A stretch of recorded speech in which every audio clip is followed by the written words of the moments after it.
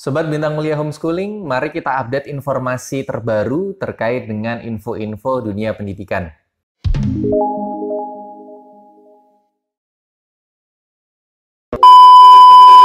Hal yang terbaru yang sekarang ini sedang ramai diberitakan di media sosial dan juga beberapa platform pemberitaan media online, pemerintah hampir akan merencanakan pembukaan kembali sekolah selama kurang lebih 3 bulan ditutup karena adanya pandemi virus corona.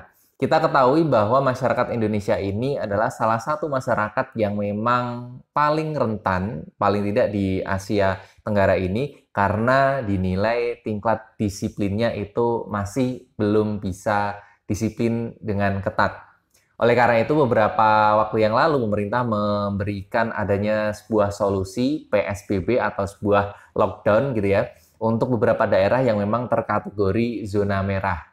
Zona merah ini adalah zona di mana di wilayah tersebut itu sudah ada orang yang terkena virus corona dan dinyatakan sebagai pasien yang positif. Sehingga dampaknya luar biasa. Kita dibatasi secara sosial, terus kemudian secara profesi juga, lalu kemudian hal-hal yang lainnya yang biasanya kita bisa lakukan dengan banyak orang dan juga itu berkaitan dengan kehidupan sosial, ternyata semuanya juga di cut down semuanya. Bahkan kemarin kita kalau bisa mengikuti, ternyata juga banyak sekali yang memang menyuarakan lockdown, beberapa gubernur dan juga bupati, agar supaya daerahnya mereka itu aman.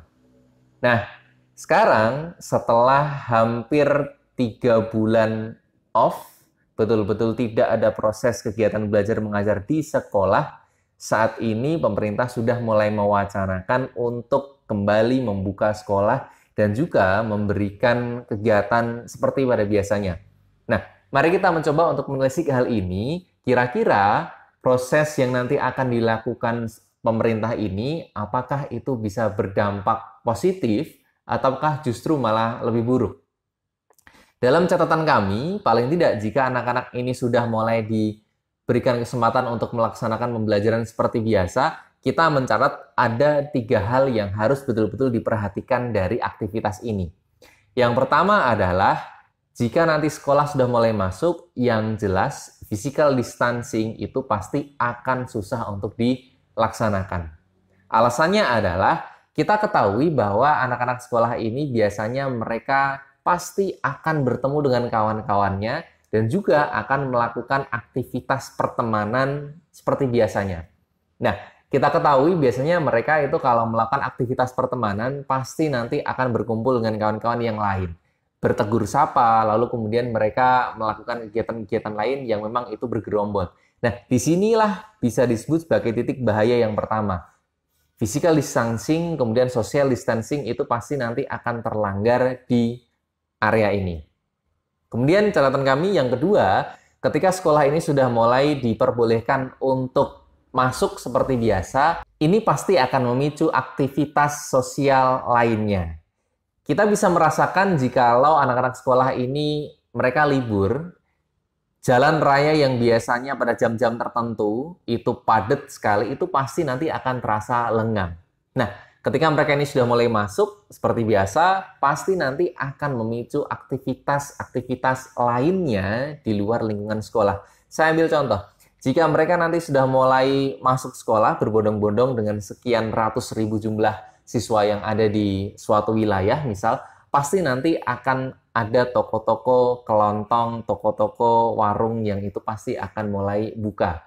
Lalu kemudian aktivitas di jalan raya dan lain sebagainya itu pasti juga akan buka. Apalagi sekolah ini diberlakukan mulai normal karena yang tahap kedua yaitu perkantoran pun juga sudah mulai dibuka. Nah, ini pun juga nanti harus menjadi catatan. Jangan sampai nanti aktivitas lainnya ini terpicu dan memperburuk situasi yang ada.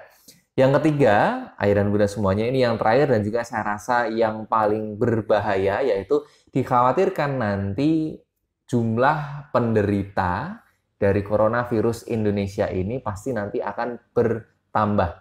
Kita ketahui ada berita bahwa setelah transportasi ini dibuka, ternyata ada 131 penumpang pada sebuah pesawat yang itu dia dinyatakan sebagai orang dalam pengawasan. Nah, apalagi ini yang skalanya adalah satu sekolahan di berbagai wilayah. Hati-hati, jangan sampai aktivitas sekolah ini sudah mulai dibuka, justru malah meningkatkan jumlah positif dari wabah coronavirus 19 yang ada di Indonesia. Nah, jika dirasa semuanya itu mengkhawatirkan, perlu adanya wawasan dari para orang tua untuk memberikan informasi ke anak-anaknya, tentu disesuaikan dengan tingkatan. Apakah mereka anak-anak usia SD, SMP, dan SMA. Kami rasa kalau untuk kawan-kawan yang ada di usia SMP dan SMA ini, tingkat pemikirannya itu jauh lebih mudah.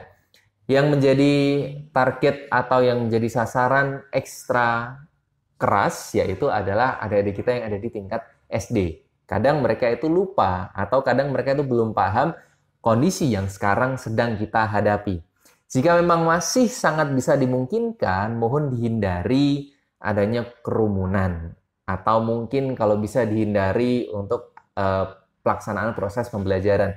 Kami rasa pembelajaran secara online itu harusnya tepat untuk kondisi saat ini, hanya saja jikalau orang tua, guru, dan sekolah itu paham bagaimana cara untuk melaksanakannya.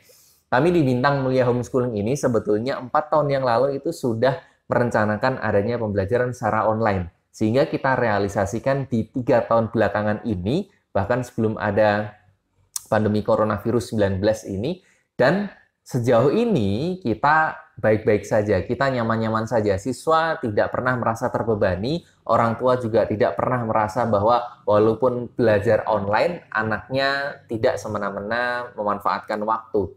Cara dan treatmentnya itu harus tepat. Kita harus tahu bahwa online dan juga bertatap muka secara langsung di kelas itu berbeda. Sehingga harus ada sesuatu yang memang dibuat berbeda, tetapi bebannya itu dibuat sama. Setidaknya seperti itu. Nah, jika Anda tertarik dengan pembelajaran online yang saat ini sedang kita laksanakan, kita sudah mengembangkan itu di 3 tahun yang lalu, Anda bisa melihat atau kunjungi profil kami, bintangmulia.org.